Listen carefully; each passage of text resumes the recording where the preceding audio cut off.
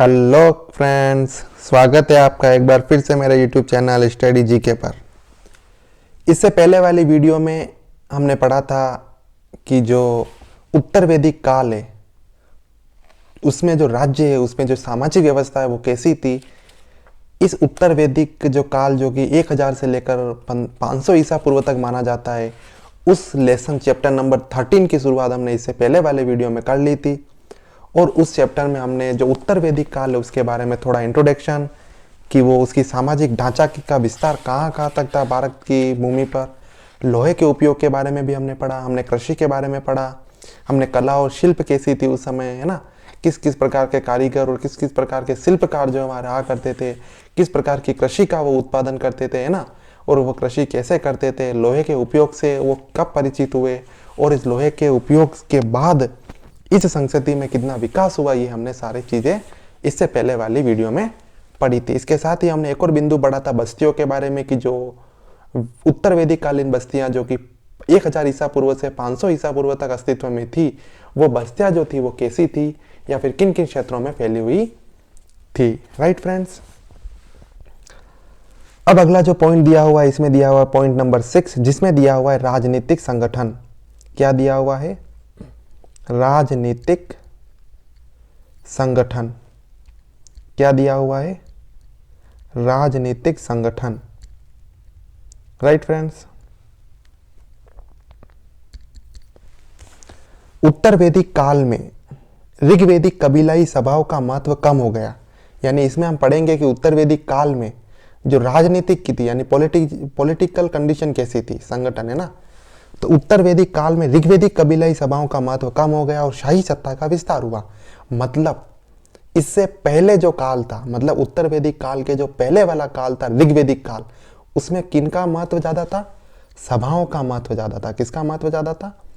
जो सभा होती थी, मैंने आपको पहले वाली वीडियो में बताया था, सभा और जो समितियां हुआ करती थी, है ना, सभा समिति। तो सभाओं का जो महत्व था वो ऋग्वैदिक काल में अधिक था, लेकिन उत्तर वैदिक काल आते आते इन सभाओं का जो महत्व है वो क्या होता गया? कम होता गया। राइट। और शाही सत्ता का विस्तार हुआ। शाही सत्ता का तात्पर्य है, शाही सत्ता का जो है विस्तार होता गया। शाही सत्ता का तात्पर्य है, जैसे सभाओं का मतलब क्या है? सभाओं का मतलब है कि जो सारे डिसीजन होते थे ना, जो भी पॉलिटिकल डिसीजन होते थे, जो कबीलाई के जो विकास के लिए जो डिसीजन लिए जाते थे, वो सारे के सारे डिसीजन कौन लेते थे? सभाओं के सदस्य लेते थे ऋग्वैदिक काल में। लेकिन उत्तर वैदिक काल आते आते इन सभाओं का जो महत्व है वो कम होता गया और शाही सत्ता का जो विकास बढ़ता गया। शाही सत्ता का तात्पर्य है कि जो कबीलाई सत्ता थी वो किसी एक व्यक्ति के हाथ में आनी शुरू हो गई थी। राइट। पहले तो क्या थी? सभाओं के हाथ में थी। सभा मतलब लोगों का समूह, है ना, तो उनके हाथ में थी। अब धीरे धीरे क्या होने लगी?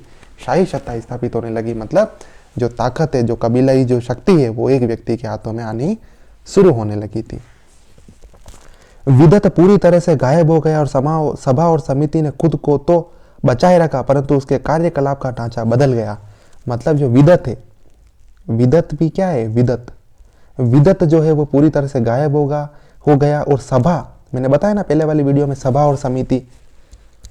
और समिति मैंने ये भी बताया था। सभा और समिति में स्त्रियां जो भाग लेती थी, बताया ना कि स्त्री की कंडीशन कैसी थी। तो स्त्रियां जो है सभा और समिति में भाग लिया करती थी। जो है इन सभा और समिति का जो वर्चस्व है, इन सभा और समिति का जो महत्व है, इन सभा और समिति का जो ढांचा है, वो धीरे धीरे कमजोर होता गया और महत्व जो इनका धीरे धीरे गिरता गया। कब गिरता गया? इन उत्तर वैदिक काल में गिरता गया। लेकिन जो ऋग्वैदिक काल था उसमें सभा और समिति का महत्व क्या था? यानी उनका जो महत्व था वो ज्यादा था। ऋग्वैदिक काल में सभा और समिति का महत्व ज्यादा था, लेकिन उत्तर वैदिक काल आते आते सभा और समिति का महत्व जो है वो गिरने लगा। राइट। और विदत भी अपन आगे पढ़ेंगे क्या होता है। तो विदत का महत्व भी धीरे धीरे क्या हो गया? खत्म हो गया। यानी विदत जो है वो पूरी तरह से गायब हो गई। अब वे प्रमुखों और रईसों द्वारा नियंत्रित होते थे। महिलाओं को अब सभा में बैठने की इजाजत नहीं थी। इसमें योद्धाओं और ब्राह्मणों का वर्चस्व हो गया था। मतलब वही कह रहा हूं, पहले हमने पढ़ा था कि ऋग्वैदिक काल में महिलाएं जो थी वो सभा और समिति में भाग ले सकती थी, लेकिन उत्तर वैदिक काल आते आते महिलाओं को इन समिति में बैठने की इजाजत नहीं थी। मतलब महिलाएं जो इस समिति में अब भाग नहीं ले सकती थी उत्तर वैदिक काल में। और उत्तर वैदिक काल में क्या हुआ? ये जो प्रमुख थे, प्रमुख मतलब होता है कि जो कबीलाई प्रमुख थे ना, पहले क्या थे, जो कबीलाई जो प्रमुख थे उनके पास क्या थी, इतनी ताकत नहीं थी। सारे फैसले कौन लेते थे, सभा और समिति के, यानी कि जो भी सभा और समिति में व्यक्ति होते थे वो सारे जो है मिलजुल कर फैसले लिया करते थे। लेकिन उत्तर वैदिक काल आते आते जो प्रमुख था, जो रईस लोग थे, रईस लोग का मतलब है जिनके पास संपत्ति ज़्यादा थी, जिनके पास धन ज़्यादा था, वो जो रईस लोग हैं और जो प्रमुख लोग हैं, उनका जो वर्चस्व है धीरे धीरे इन लोगों पर क्या होने लगा, बढ़ने लगा। और ये जो है वो इन जो सभा और समिति में जो योद्धा वर्ग था, जो ब्राह्मण वर्ग था, है ना, उनका जो वर्चस्व है वो धीरे धीरे क्या होने लगा, बढ़ने लगा। और योद्धा और वर्चस्व भी अपने आप को क्या मानते थे, प्रमुख और रईस जो है वो ये योद्धा और वर्चस्व, ये जो ब्राह्मण है वो अपने आप को समझते थे। और वही जो है वो सभा और समिति को ज़्यादातर क्या करते थे, कंट्रोल करने लगे धीरे धीरे, जब उत्तर वैदिक काल आना शुरू हुआ। बड़े राज्यों के गठन ने प्रमुख या राजा की शक्ति बढ़ा दी। अब धीरे धीरे क्या होने लगा, बड़े बड़े राज्य बनने लगे। जैसे जैसे बड़े बड़े राज्यों का गठन होने लगा, वैसे जो राजा है वो क्या होने लगा, वो शक्तिशाली होने लगा, है ना। सभा और समिति का महत्व कम होने लगा और राजा जो है वो शक्तिशाली होने लगा, सारे फैसले राजा लेने लगा, है ना। तो इस प्रकार के राजा का महत्व जो है धीरे धीरे जैसे जैसे नए नए राज्य बनने लगे या राज्यों का क्षेत्रफल बढ़ने लगा, वैसे वैसे राजाओं का जो है महत्व भी बढ़ने लगा, शक्ति भी राजा की बढ़ने लगी। कबीले के अधिकार को सीमित कर दिया गया। मतलब कबीला मतलब होता है ये सभा और समिति पहले किसके, कबीलाई लोगों द्वारा चलती थी और ये प्रमुख क्या था, कबीलाई लोगों पर नियंत्रण पहले करता था। लेकिन वो कबीलाई लोगों के परामर्श से पहले जो काम किया करता था प्रमुख, लेकिन अब जो धीरे धीरे कबीलाई लोगों की जो शक्ति है वो कम होने लगी और जो शक्ति है बढ़ने लगी किसकी, प्रमुखों की और रईस लोगों की, और राजा की जो शक्ति है वो बढ़ने लगी। और कबीलाई लोगों का जो महत्व है वो धीरे धीरे, अधिकार जो है कबीलाई लोगों का वो है धीरे धीरे कम होने लगा, राइट। यानी कबीलाई लोग जो है धीरे धीरे कमजोर होने लगे हैं अब, और एक व्यक्ति के पास ज्यादा शक्ति जो है वो आने लगी, और वो एक व्यक्ति कौन है, राजा। प्रमुख कबीलों ने अपने नाम पर इलाकों का गठन किया, संभवतः यह उनके द्वारा नहीं बसाया गया था। शुरुआत में प्रत्येक क्षेत्र का नाम उस कबीले के नाम पर रखा गया जो वह पहले बसे थे। मसलन शुरुआती दौर में पांचाल लोगों का नाम था और फिर यह एक क्षेत्र का नाम बन गया। मतलब पांचाल हमने पढ़ा ना, पांचाल, ये पांचाल ये कह रहे हैं कि पहले जो है पांचाल किसका नाम था, कबीलाई का नाम था। मतलब एक कबीला था। कबीला मतलब क्या होता है, कबीला मतलब एक लोगों का समूह होता है जो कि एक साथ संगठन में रहते हैं, तो वो कबीला जो था, है ना। एक कबीले का नाम था क्या, पांचाल। एक कबीले का नाम था पांचाल। उस जो कबीला था वो धीरे धीरे, पहले तो क्या था, पांचाल केवल कबीले का नाम था, लेकिन धीरे धीरे पांचाल किसका नाम होने लगा, एक क्षेत्र विशेष के लिए पांचाल जो है वो वर्ड यूज किया जाने लगा। मतलब ये समझ लो कि एक कबीले में बहुत सारे लोग हैं ऐसे, उन लोगों के समूह को कहते थे पांचाल। लेकिन अब उन लोगों के समूह को पांचाल नहीं कहते हैं। उत्तर वैदिक काल में अब सब पांचाल किसे कहते हैं, उस क्षेत्र को पांचाल कहते हैं। यानी उस क्षेत्र में कोई भी लोग रह सकते हैं। एक पर्टिकुलर क्षेत्र, एक पर्टिकुलर एरिया, एक पर्टिकुलर जमीन का एरिया है, उस जमीन के एरिया को, उस पर्टिकुलर क्षेत्र को जो है अब हम पांचाल के नाम से जो है बुलाने लगे उत्तर वैदिक काल में, है ना।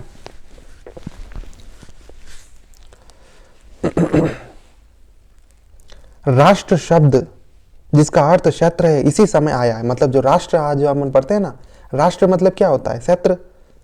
राष्ट्र की एक बहुत बड़ी डेफिनेशन है, जब हम पॉलिटी पढ़ेंगे एनसीईआरटी तब उसमें राष्ट्र की डेफिनेशन दी हुई है।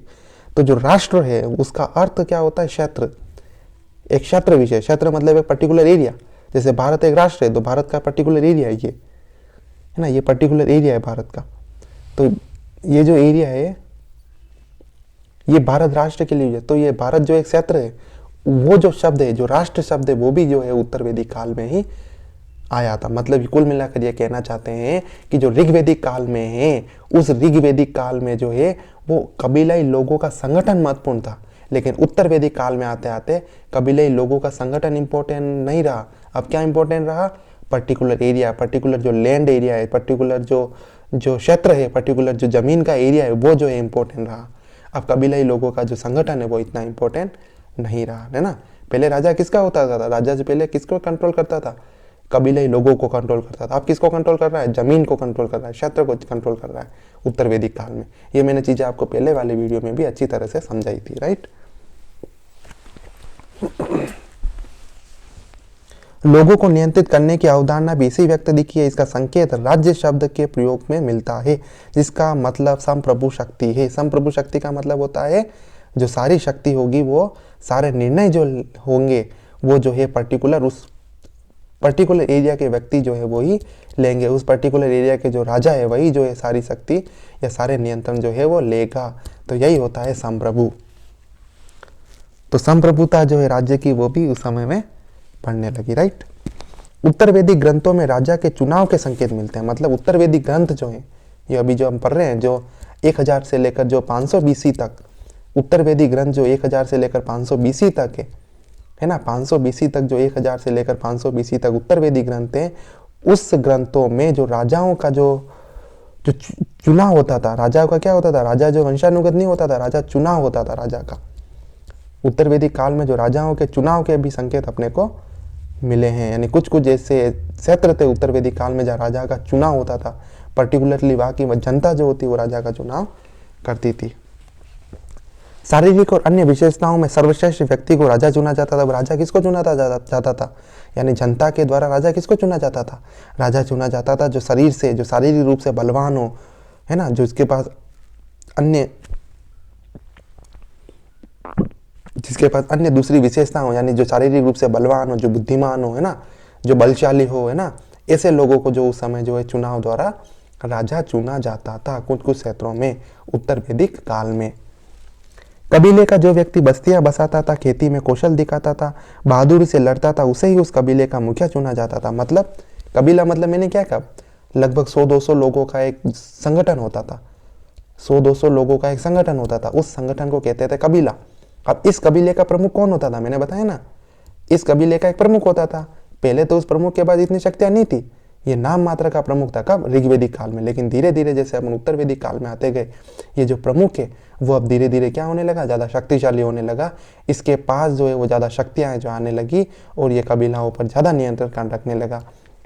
अब ये जो संगठन वाले जो लोग थे वो किसको कबीला का प्रमुख बनाते थे, कबीले का प्रमुख किसको बनाया जाता था, जो क्या करता था, जो बस्तियां बसाता था, है ना, जो नई नई बस्तियां व्यक्तियों के लिए बस्तियां बसाता था, जो खेती करने में कौशल होता था, है ना, जो बहादुरी से लड़ता था अपने कबीले की रक्षा के लिए, उसे प्रमुख बनाया जाता था, है ना, जो कबीले का मुखिया जो उसे चुना जाता था। राजा के साथ भी ऐसा ही था। अब राजा भी सेम टू सेम वैसे ही चुना जाता था। राजा कैसे चुना जाता था, जो बहादुर होता था, जो बुद्धिमान होता था, जो शक्तिशाली होता था और ऐसे जो दूसरों से भी लड़ जाए अपने प्रजा की रक्षा के लिए, उस व्यक्ति को जो है राजा चुना जाता। जैसे कबीले के प्रमुख को चुना जाता था, वैसे ही राजा को जो है वो चुना जाता था। वह विष नामक अपने परिजनों या आम लोगों से स्वैच्छिक उपहार के रूप में बलि प्राप्त करता था। मतलब जो राजा होता था वो कर नहीं इकट्ठा करता था। यानी इस समय में उत्तर वैदिक काल में जो राजा वो टैक्स नहीं इकट्ठा करता है। जब हम आगे बढ़ेंगे तब राजा टैक्स भी इकट्ठा करेगा वहाँ के लोगों से। तो इस काल में जो है राजा जो है वो टैक्स इकट्ठा नहीं करता है। तो राजा के पास पैसा कहाँ से आता था, राजा के पास पैसा आता था विष से। विष मतलब होता है उपहार। यानी जब राजा कोई अनुष्ठान कार्य करता था, जब राजा कोई यज्ञ कार्य किया करता था, तब उस समय जो उसके जो सगे संबंधी होते थे, जो राज्य क्षेत्र में जो धनवान व्यक्ति होते थे, जो व्यापारी होते थे या फिर जो उसके संबंधी होते थे, वो जो है राजा को क्या करते थे, उपहार दिया करते थे। और वही उपहार जो है राजा के लिए धन संपत्ति का कार्य करता था। तो इसे क्या कहते थे, विष कहते थे, है ना। वह विष नामक अपने परिजनों या आम लोगों से स्वैच्छिक उपहार के लिए बलि प्राप्त करता था, के रूप में बलि प्राप्त करता था। धीरे धीरे ये स्वैच्छिक उपहार आवश्यक हो गए, जिसे बलपूर्वक वसूला जाने लगा। यानी शुरू में क्या होता था, उत्तर वैदिक काल में तो क्या हुआ, राजा को जो है ये जो उपहार है वो जो किसके द्वारा मिलते थे, यहाँ के मान लो राजा को जो ये उपहार है वो कौन देता था, राजा को ये जो उपहार है उसके सगे संबंधी हो गए, है ना, जो उसके राज्य क्षेत्र में जो बड़े बड़े व्यापारी हो गए या फिर जो आस पड़ोस के छोटे छोटे राजा हो गए, वो जो है बड़े राजा को जो है वो उपहार दिया करते थे। तो पहले तो ये क्या था, स्वैच्छिक था। स्वैच्छिक मतलब ये कि अगर कि जिस व्यापारी की जितनी इच्छा हो उतना जो है वो उपहार के रूप में राजा को दे सकता था। लेकिन बाद में क्या हुआ, राजा को ये जो उपहार है वो देना अनिवार्य हो गया। अनिवार्य मतलब अब व्यापारी को भी हर अनुष्ठान के समय राजा को उपहार देना ही था, और कितना उपहार देना था वो भी जो है वो क्या हो गया, निश्चित हो गया। मतलब एक फिक्स हो गया कि अब राजा को तो उपहार देना ही। पहले तो स्वैच्छिक था। पहले स्वैच्छिक का मतलब है कि वो अपनी इच्छा से उपहार देते थे। जैसे आज अपन किसी का बर्थडे होता है तो अपन उपहार ले जाते हैं, तो उससे पूछ के थोड़ी ना ले जाते हैं, अपनी स्वैच्छिक इच्छा से ले जाते हैं। यानी अपनी स्वैच्छिक स्थिति होती है, अपनी स्वेच्छा से ले जाते हैं। लेकिन इससे पहले ही जो राजा को उपहार दिए जाते थे वो भी स्वेच्छा से दिए जाते थे। लेकिन बाद में क्या हुआ, राजा को जो उपहार है वो स्वेच्छा से न देकर वो अनिवार्य हो गए। क्या हो गए? अनिवार्य हो गए, मतलब देना ही पड़ता था। वो क्या हो गए? अनिवार्य हो गए।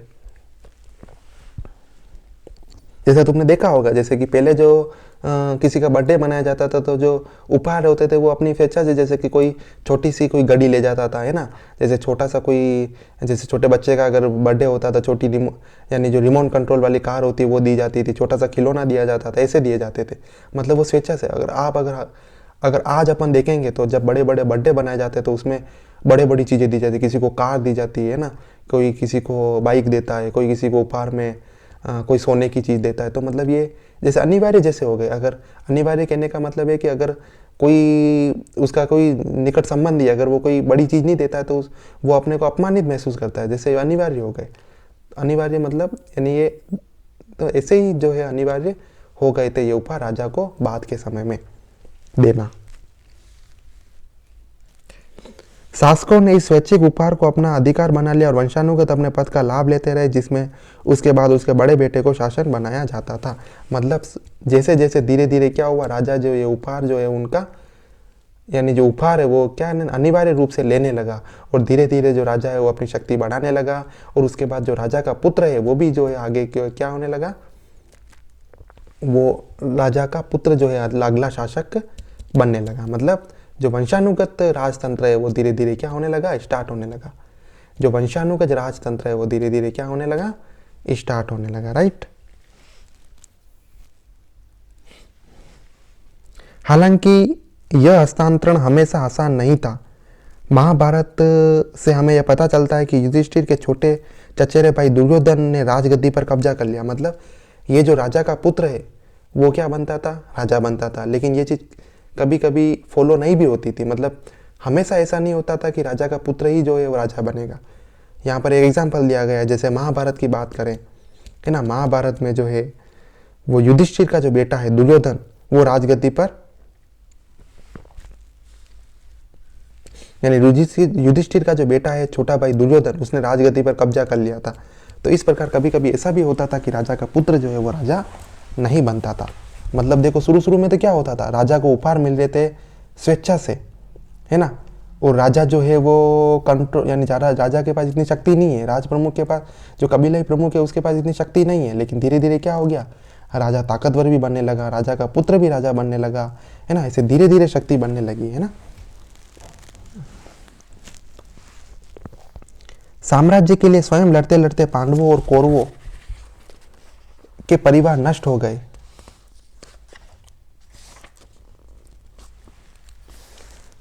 भारत की लड़ाई से स्पष्ट होता है कि सत्ता की लड़ाई में कोई रिश्तेदारी नहीं होती। मतलब जब सत्ता की लड़ाई होती थी, मतलब सत्ता प्राप्त करने के लिए, है ना, जो राजतंत्र है वो प्राप्त करने के लिए जब लड़ाई होती थी तब ये रिश्तेदारी जो होती थी वो कुछ भी बीच में नहीं आती थी। मतलब रिश्तेदार ही रिश्तेदार को क्या करते थे, मारने को आतुर हो जाते थे सत्ता प्राप्ति के लिए। राजा के प्रभाव को अनुष्ठानों द्वारा सुदृढ़ किया जाता था।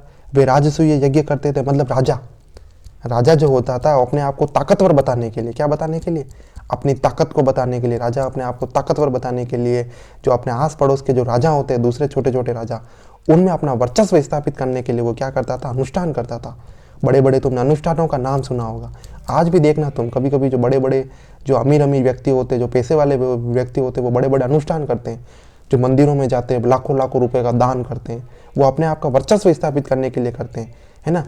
तो ऐसे ही जो राजा तो जो था वो अपने आप को वर्चस्व स्थापित करने के लिए, ताकत स्थापित करने के लिए वो अनुष्ठान किया करता था, बड़े बड़े यज्ञ किया करता था उस समय में। वो जैसे यहाँ पर एक अनुष्ठान का नाम भी दिया हुआ है, यज्ञ का नाम भी दिया हुआ है, राजसूय यज्ञ, है ना। ये राजसूय यज्ञ किसके द्वारा किया जाता, राजा के द्वारा किया जाता था, है ना। ये राजसूय यज्ञ जो है वो राजा के द्वारा किया जाता था। राजा इस राजसूय यज्ञ में जो आस पड़ोस के जो छोटे मोटे राजा होते थे उनको आमंत्रित करता था, अपने जो सगे संबंधी होते थे उनको आमंत्रित करता था। ये जो सारे सगे संबंधी होते थे, जो छोटे छोटे राजा होते थे, वो राजा के इस राजसूय यज्ञ में भाग लेने के लिए आते थे और अपने साथ क्या लाते थे, उपहार लाते थे, और इस उपहार को क्या करते थे, राजा को देते थे। तो इस प्रकार राजा जो है वो संपत्ति प्राप्त करता था और अपना वर्चस्व भी जो है वो, अपनी ताकत भी जो है वो समाज में स्थापित करता था, जिससे उन्हें सर्वोच्च शक्ति प्राप्त होती थी। वे अश्वमेध यज्ञ भी करते थे। मैंने एक एग्जांपल यहाँ पर क्या दिया, राजसूय यज्ञ। एक और ऐसा यज्ञ था अश्वमेध यज्ञ। इसके बारे में मैंने आपको पहले वाली वीडियो में बताया कि अश्वमेध यज्ञ क्या होता है ना। एक घोड़े को छोड़ दिया जाता था, है ना, राजा के द्वारा। वो जिस जिस क्षेत्र में जाता था वो क्षेत्र उस राजा का होता था। ये अश्वमेध यज्ञ होता है। इसके बारे में मैंने डिटेल से आपको इससे पहले वाली वीडियो में अच्छे से बताया है कि अश्वमेध यज्ञ क्या होता है, जिसके अनुसार शाही घोड़े बिना किसी बाधा के जितने क्षेत्र में पहुंच जाता था उस क्षेत्र पर निर्विवाद नियंत्रण हो जाता था। मतलब वही अश्वमेध यज्ञ बता रहे हैं कि कैसे होता था कि एक राजा द्वारा एक घोड़े को छोड़ दिया जाता था, वो निर्विवाद रूप से जिस क्षेत्र तक वो घूमता था वो क्षेत्र जो राजा का समझा जाता था, है ना। तो ये मैंने आपको पिछले वाली वीडियो में अच्छे से बताया है। तो आपको अगर ये चीज़ें सही सीरियल वाइज समझनी है तो आप जो फर्स्ट वाली वीडियो से वहाँ से आप अगर देखना शुरू करोगे तो आपको ये जो पूरा इतिहास है, प्राचीन भारत का इतिहास, वो सीक्वेंस से जो है समझ में आएगा। और सीक्वेंस से समझना इतिहास को बहुत ही जरूरी है, राइट। वे वाजपेय तथा रथ दौड़ भी करते थे। मतलब एक यज्ञ तो हो गया राजसूय यज्ञ, एक यज्ञ हो गया अश्वमेध यज्ञ, एक और यज्ञ यहाँ पर दिया हुआ है वाजपेय यज्ञ। ये यज्ञ के प्रकार है। और ये यज्ञ कौन करेगा? ये यज्ञ के प्रकार है। क्या है? यज्ञ के प्रकार है। और ये यज्ञ कौन करेगा? ये यज्ञ करेगा राजा। राजा क्यों करेगा ये यज्ञ? अपने आप को वर्चस्वशाली दिखाने के लिए, अपने आप की ताकत दिखाने के लिए वो राजा जो है वो यज्ञ करेगा, राइट। जिसमें घोड़े द्वारा खींचे गए शाही रथ का उपयोग रिश्तेदारों पर विजय हासिल करने के लिए किया जाता था। इन सभी अनुष्ठानों द्वारा राजा की शक्ति और प्रतिष्ठा का प्रदर्शन कर लोगों को प्रभावित किया जाता था। मतलब राजा जो है इन अनुष्ठानों का प्रयोग करके, राजसूय यज्ञ, अश्वमेध यज्ञ, वाजपेय यज्ञ, इन अनुष्ठानों का जो यानी करके, इन अनुष्ठानों को करके राजा जो है अपने जो लोग हैं, उनके आसपास जो लोग हैं, उन पर अपना क्या करता था? प्रदर्शन जो है प्रभावित करता था। अपने आप का प्रदर्शन जो है दिखाता था, अपने आप की प्रभावशीलता जो है वो उन लोगों को दिखाता था। इस काल में कर और नजराने का संग्रह सामान्य हो गया था। संभवतः इन्हें ग्रह संग्रहित्री नामक अधिकारी के पास जमा किया जाता था जो राजा के सहायक होते थे। मतलब इस समय में जो टैक्स है वो इतना वसूल नहीं किया जाता था क्योंकि वो समय तो उपहार लिए जाते थे। लेकिन मैंने बताया ना, जब उपहार बाद में क्या हो गए, अनिवार्य रूप से देना अनिवार्य हो गए। जब उपहार देना अनिवार्य हो गए तो उन्हें जो लेखक है, जो इतिहासकार है, उन्हें उसने यानी इतिहासकार ने इन्हें टैक्स के रूप में बताया कि जो टैक्स है यानी जो अनिवार्य रूप से उपहार देने होते थे, वो जो उपहार है, जो कर है, जो नजराने हैं, है ना, जो नजराने हैं, उन नजराने, उन टैक्स और उन उपहार को एकत्रित करने के लिए एक विशेष अधिकारी भी रखा जाता था। और उस अधिकारी को कहते थे संग्रहित्री। क्या कहते थे? संग्रहित्री। संग्रहित्री कहते थे। संग्रहित्री। संघहित्री जो एक नामक अधिकारी होता था, उस अधिकारी का ये काम होता था कि जो राजा के लिए टैक्स है वो इकट्ठा करना, राजा के जो नजराने हैं वो इकट्ठा करना, और जो अनिवार्य जो रूप से जो उपहार दिए जाते हैं वो भी इकट्ठा करना। इस संग्रहित्री का नाम या अधिकारी का काम होता था, जो राजा का सहायक होता था। महाकाव्यों से स्पष्ट होता है कि भव्य बलिदान के समय राजा व्यापक स्तर पर दान करते थे। मतलब ये भी महाकाव्यों में लिखा हुआ है। महाकाव्य मतलब महाकाव्य में लिखा हुआ। महाकाव्य मतलब जो महाभारत रामायण है ना, जो रामायण है, जो महाभारत है, जो महाभारत है, इन महाकाव्यों रामायण और महाभारत में ऐसा लिखा गया है कि जब बलिदान का कार्य होता था, जब बलि दी जाती थी राजा के द्वारा किसी पशु की, तो उस समय क्या किया जाता था? दान किया जाता था। बड़े से बड़ा दान जो है राजा के द्वारा भी किया जाता था। मतलब राजा केवल उपहार प्राप्त ही नहीं करता था, राजा स्वयं भी जो है दान दिया करता था। इन कार्यों के, बलिदान नामक कार्यों के, अनुष्ठान नामक कार्य जो होते थे, या फिर कोई धर्म के कोई अगर कोई कार्य होते तो वो राजा जो है वो दान में जो है वो लोगों को या फिर उनके जो संबंधी होते थे उनको जो है दान दिया करता था। सभी वर्ग के लोगों को भोज कराया जाता था। भोज का मतलब होता है भोजन कराया जाता था। राजा जब इन कार्यक्रमों को करता था तो वो भोज भी कराता था, लोगों को भोजन भी कराता था। जैसे आज अपन कराते नहीं कराते भोजन, जिसे अपन जिमणा कहते हैं, तो जिमणा भी कराता था, भोजन भी कराता था, राइट। राजा के कर्तव्यों के निर्वहन में पुजारी, मतलब राजा के जो कर्तव्य होते थे उनके निर्वहन में, मतलब राजा के जो सहायक होते थे, राजा के जो कार्य होते थे उनकी मदद करने में कौन कौन होते थे? पुजारी होते थे ना। पुजारी जो है राजा के दरबार में रहते थे। सेनापति होते थे, महारानी और कुछ अन्य उच्च अधिकारी सहायता करते थे। मतलब राजा की सहायता के लिए लोग होते थे। यानी राजा अकेला तो कार्य नहीं करता था, तो राजा अपनी सहायता के लिए किन किन को रखता था? ये जो कर संग्रह करने वाला जो अधिकारी होता था, संग्रहित्री, इसे रखता था, है ना। राजा अपने साथ पुजारी भी रखता था, पुजारी जो उसके पूजा कार्य किया करते थे। सेनापति भी रखता था जो उसकी सेना को संभालते थे, है ना।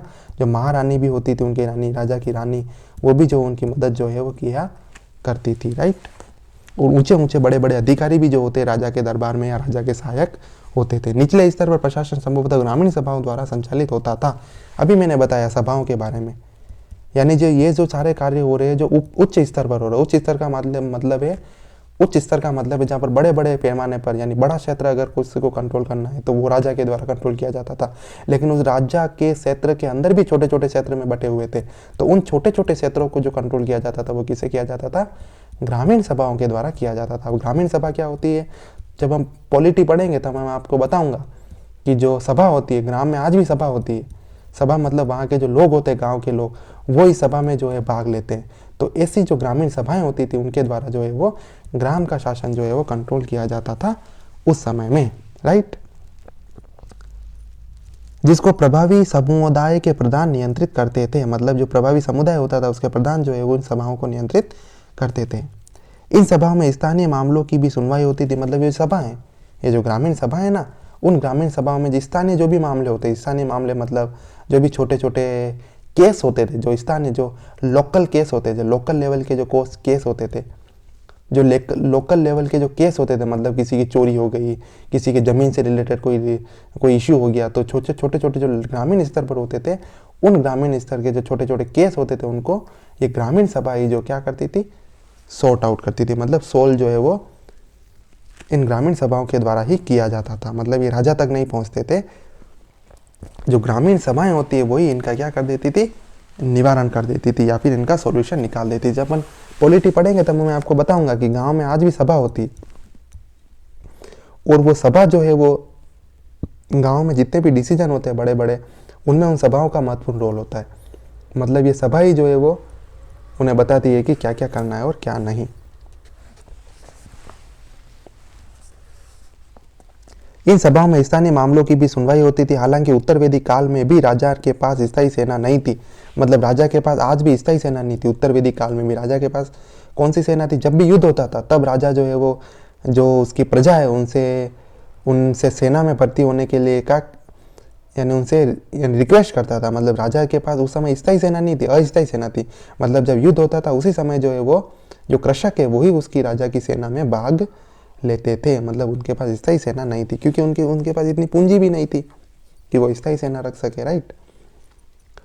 युद्ध के समय कबीले की इकाइयों को इकट्ठा किया जाता था और युद्ध में सफलता के लिए एक अनुष्ठान के अनुसार राजा जनता या विश्व के साथ समान पत्तल में खाते थे। मतलब जब भी युद्ध होता था, है ना, जब भी युद्ध होता था उस समय जो राजा है वो ग्रामीण जो प्रजा होती है, ग्रामीण जो सैनिक होते थे, ग्रामीण जो कृषक होते थे, उनसे वो रिक्वेस्ट करता था युद्ध में भाग लेने के लिए। और उस युद्ध में के शुरू होने के समय एक अनुष्ठान कार्य भी किया जाता था।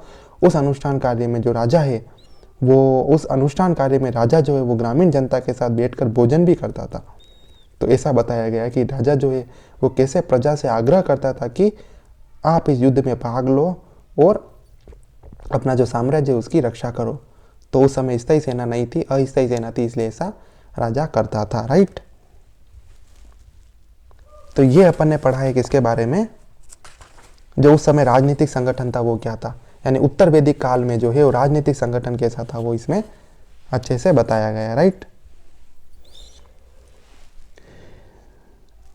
एक और 7वां पॉइंट है इसी अध्याय का, सामाजिक संस्था कैसी थी। क्या थी? सामाजिक संस्था कैसी थी? सामाजिक संस्था वही, सामाजिक मतलब क्या हो गया? समाज। सामाजिक संस्था कैसी थी? मतलब समाज। संस्था मतलब वही परिवार, है ना, कुल, ये संस्था। तो सामाजिक संस्था कैसी थी वो अपन इसमें पढ़ेंगे। आर्यकरण ने सामाजिक भेदभाव को बढ़ावा दिया। मतलब जब आर्य भारत में आए थे उससे पहले जो था, यानी जब ऋग्वेदिक काल के जो पहले का काल था उस समय भारत में इतना भेदभाव नहीं था। यानी भेदभाव तो था लेकिन इतना लेवल पे नहीं था, इतना ज़्यादा नहीं था, है ना, इतना भेदभाव नहीं था। लेकिन जब आर्य जो आए उनके पास जो भेदभाव है वो क्या हुआ, ज़्यादा बढ़ने लगा। चाहे वो अमीरी गरीबी का भेदभाव हो, चाहे वो रंग के आधार पर भेदभाव, है ना, हमने पहले भी पढ़ा था और मैंने आपको पहले भी बताया था कि आर्य जो अपने आप को क्या कहते थे, श्वेत वर्ण का कहते थे। और जो भारतवासी होते थे उस समय जो स्वदेशी लोग होते थे उनको वो क्या कहते थे, श्याम वर्ण का कहते थे ना। तो ये भेदभाव जो धीरे धीरे आर्यों के आने के बाद और बढ़ने लगा, जो भेदभाव पहले बहुत ही क्या था, कम था। उत्तर वैदिक ग्रंथों में आर्य शब्द ब्राह्मण, क्षत्रिय, वैश्य, शूद्र का द्योतक है। इस प्रकार वैदिक आर्यों ने वर्ण व्यवस्था की शुरुआत की। ये जो वैदिक आर्य थे, यानी वैदिक काल में जो ऋग्वेदिक काल और उत्तर वैदिक काल में जो आर्य आए थे, उन्हीं आर्यों के द्वारा जो है वो जो ब्राह्मण, क्षत्रिय, वैश्य और शूद्र, इन 4 चीज़ों की जो है वो स्थापना इन वैदिक आर्यों के द्वारा ही की गई। मतलब ये ब्राह्मण, क्षत्रिय, वैश्य, शूद्र, ये 4 वर्णों में लोगों को किसने बांटा? इन आर्यों ने ही बांटा, जो एक विदेशी थे। उससे पहले जो था इतना भेदभाव हमारे समाज में नहीं था, राइट। उत्तर वैदिक समाज को 4 वर्णों में विभाजित किया गया, जिसमें ब्राह्मण, राजन्य या क्षत्रिय, वैश्य और शूद्र। कौन कौन से थे? ब्राह्मण, क्षत्रिय, वैश्य और शूद्र, ये 4 चीजें थी। बलि प्रथा ने ब्राह्मणों की शक्ति में काफी वृद्धि की। मतलब जब बलि प्रथा है, जब पशुओं की बलि दी जाती थी, उस प्रथा के कारण ये जो ब्राह्मण है उनकी शक्ति में धीरे धीरे वृद्धि होने लगी। क्यों वृद्धि होने लगी? कि राजा जो है जब बलि देता था, तब उस बलि के देने के समय जो अनुष्ठान कार्य होते थे, जो भी यज्ञ कार्य हुआ करते थे, उसमें ब्राह्मणों का विशेष रोल था। इसलिए जो ब्राह्मणों की इंपॉर्टेंस है वो इन बलि कार्यों के कारण धीरे धीरे क्या होने लगी? बढ़ने लगी। शुरू में ब्राह्मण केवल पुरोहितों के 16 वर्गों में से एक थे, लेकिन वे धीरे धीरे दूसरे पुजारियों से अधिक महत्वपूर्ण वर्ग के रूप में उभरे। मतलब धीरे धीरे जो है ब्राह्मण जो है वो एक अलग वर्ग के रूप में उभरने लगे। पहले तो केवल इन्हें पुजारी मानते थे, लेकिन अब धीरे धीरे ये अलग ही वर्ण के रूप में अब ये क्या होने लगे? उभरने लगे। ब्राह्मणों का उदय एक आश्चर्यजनक विकास है, जो भारत से बाहर से आर्य समाज में नहीं दिखता। यानी भारत से बाहर जो आर्य समाज है, मतलब आर्य अपने को पता है मध्य एशिया में रहते थे, तो मध्य एशिया में जब आर्य रहते थे उस समय ब्राह्मणों का जो वर्चस्व उस समय अपने को नहीं दिखता है। ये जो ब्राह्मण है जो वो है, जो ब्राह्मणों का वर्चस्व है वो भारत में ही क्या हुआ है? उदय हुआ है।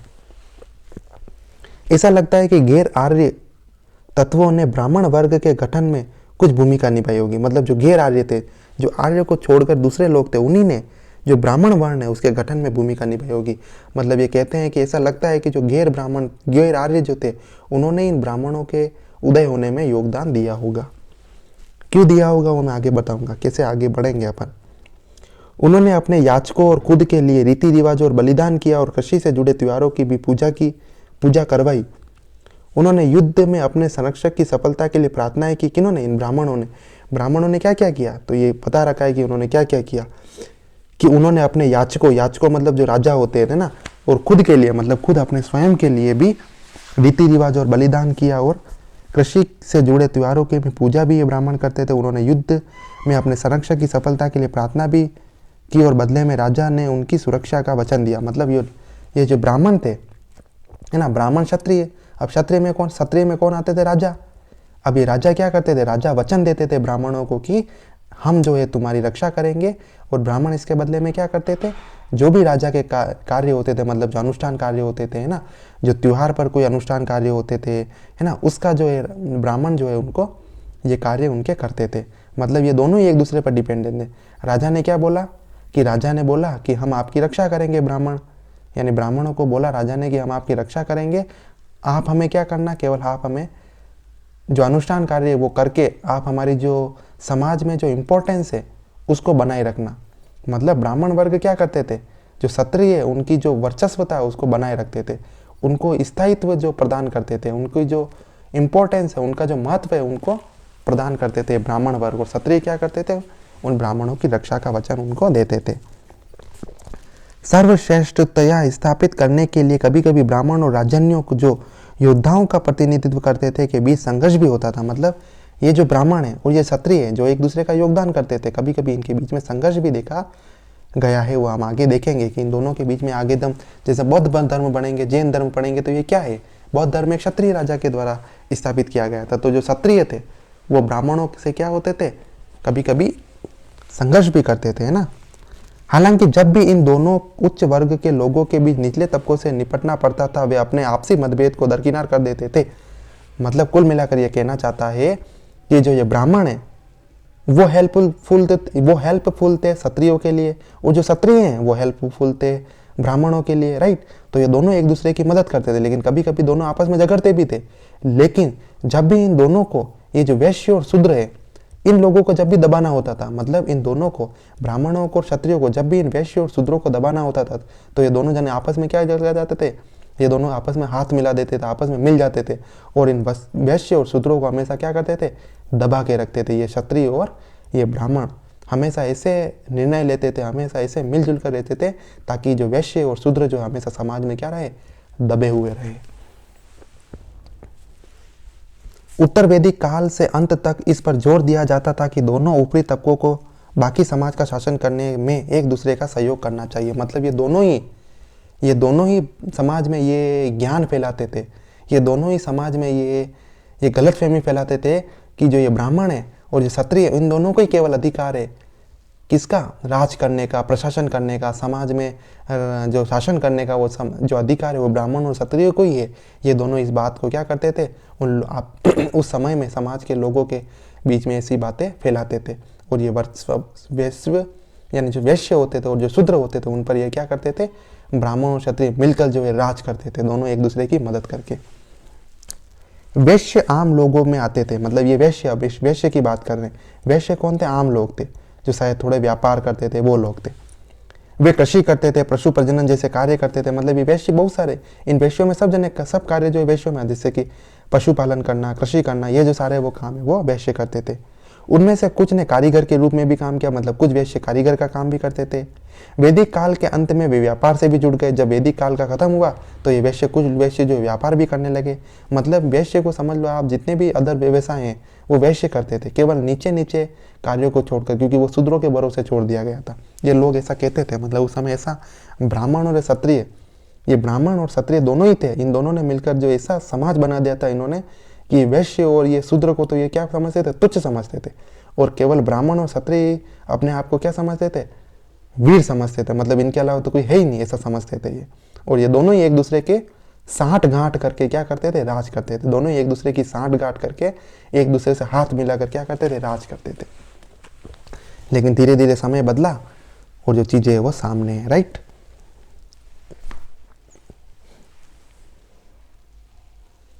वैदिक काल में सिर्फ वैश्य आर्थिक सहायता कर पहुंचाते थे और वैश्यों से, मतलब वैदिक काल में सिर्फ वैश्य यानी वैश्य होते थे वही क्या करते थे, आर्थिक सहायता कर चुकाते थे।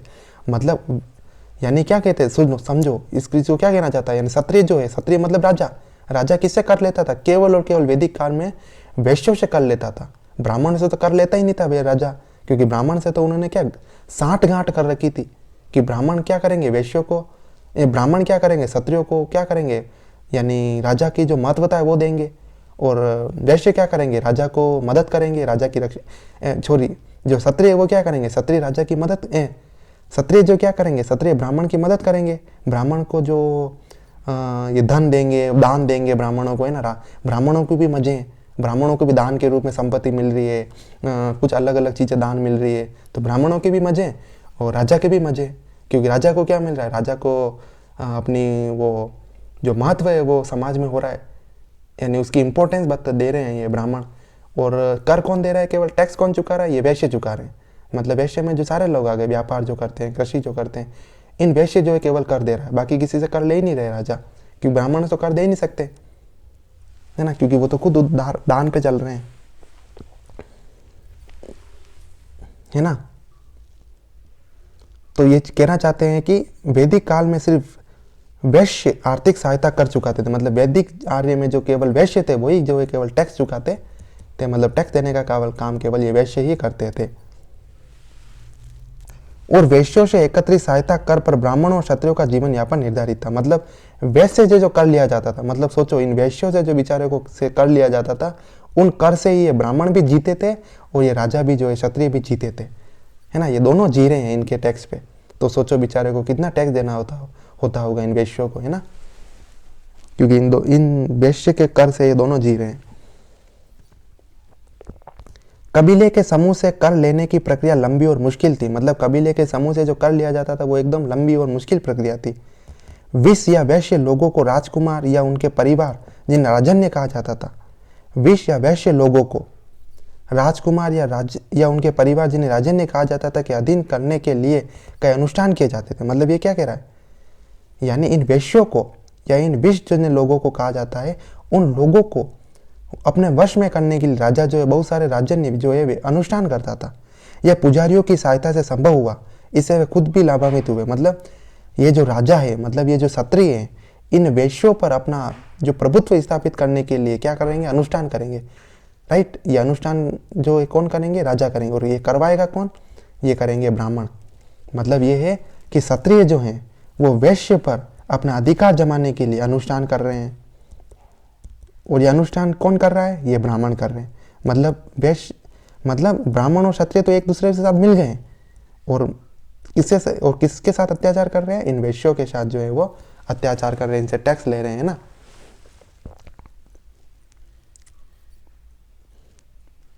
यह पुजारियों की सहायता से संभव हुआ, इससे वे खुद भी लाभान्वित हुए। मतलब ये सब किसके ये अनुष्ठान किससे संभव हुए?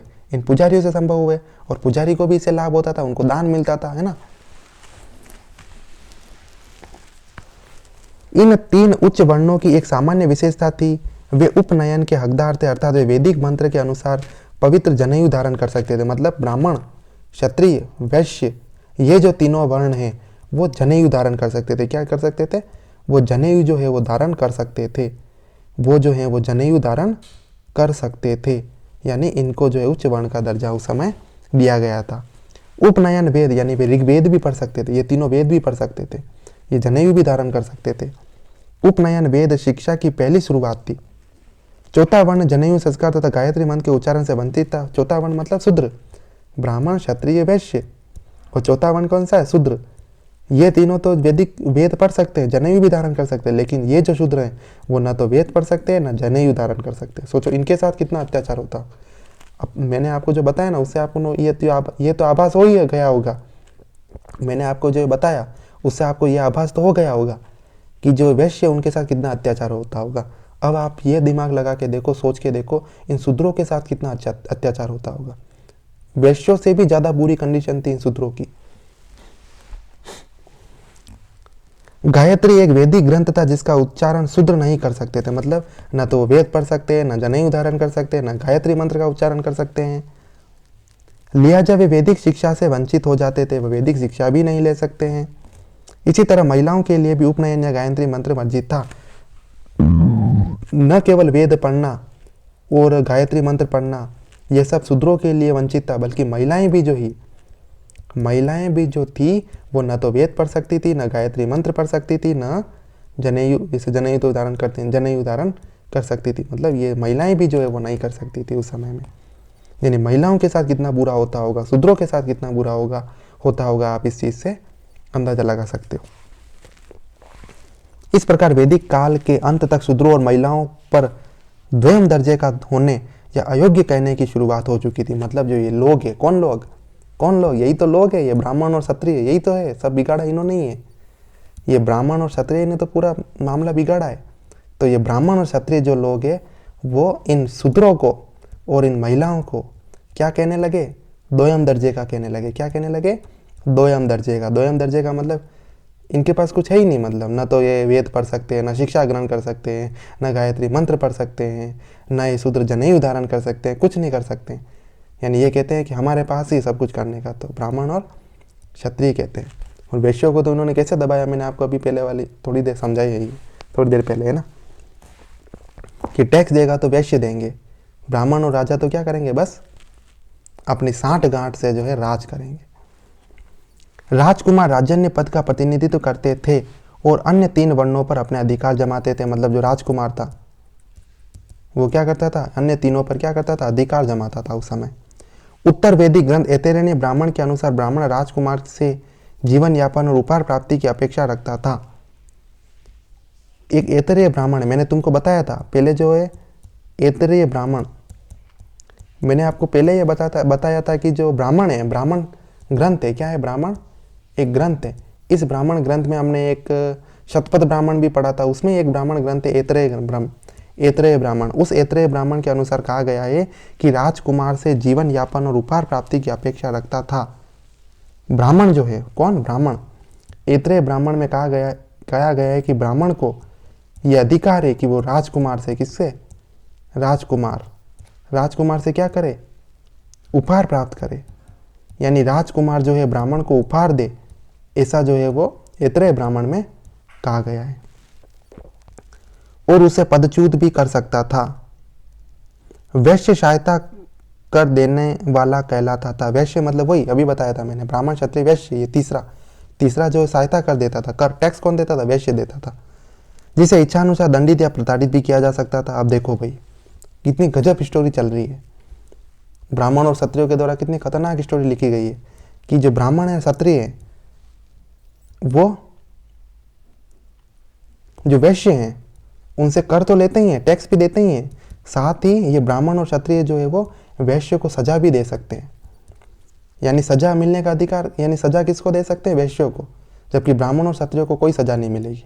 सजा किसको मिलेगी? वैश्यों को मिलेगी। टैक्स कौन देगा? वो भी वैश्य ही देंगे। और मजे कौन मारेगा, यानी मजे कौन करेगा? This one. सबसे बदतर स्थिति शूद्रों की थी। शूद्रों की तो हालत और ज्यादा खराब थी। सोचो, शूद्रों की हालत तो और ज्यादा खराब थी। उन्हें दूसरों का दास कहा जाता था। शूद्रों को तो दास कहा जाता था उस समय। जो दूसरों के इच्छानुसार काम करने के बाध्य होते थे, इन्हें प्रताड़ित भी किया जाता था। मतलब ये ब्राह्मण और क्षत्रिय कहते हैं कि जो शूद्र होते हैं ना, वो तो केवल काम करने के लिए पैदा हुए हैं। कौन से काम? अपनी मर्जी के काम नहीं, वो काम जो ब्राह्मण और क्षत्रिय कहेंगे वो वाले काम।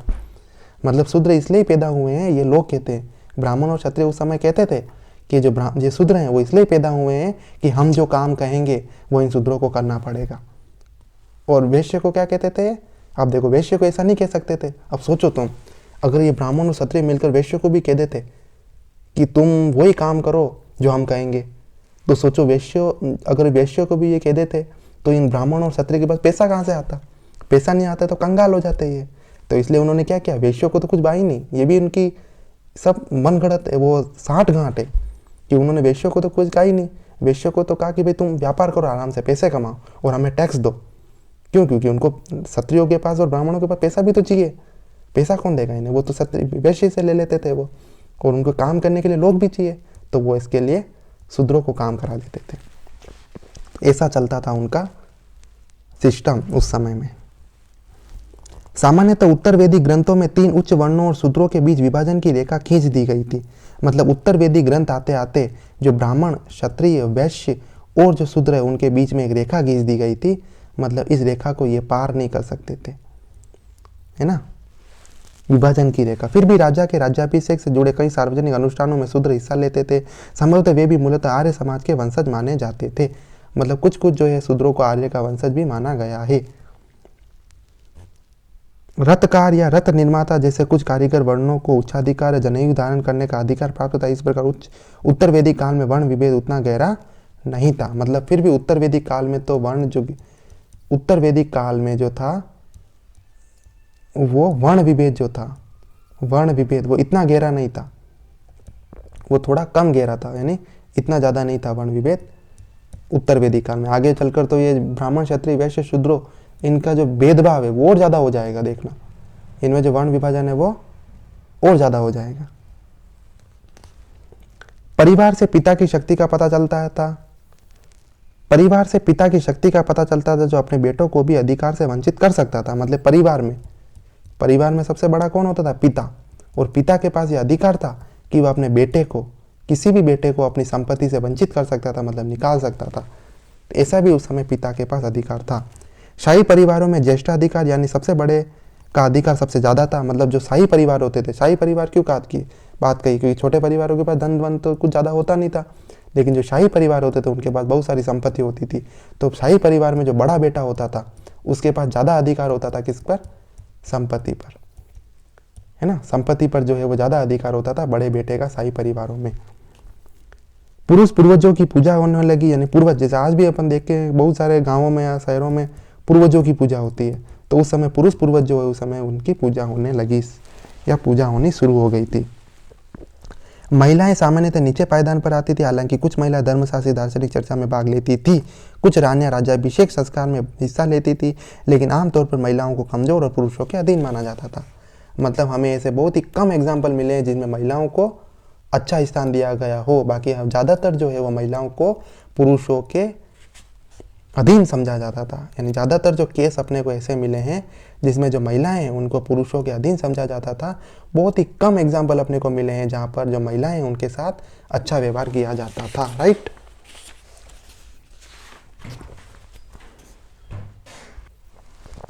उत्तर वैदिक काल में गोत्र नामक संस्था है। गोत्र, जैसे आज अपन लगाते हैं ना गोत्र, तो वो जो गोत्र नामक संस्था है उसका जो उदय है, गोत्र नामक संस्था का उदय जो है वो उत्तर वैदिक काल में हुआ। कब हुआ?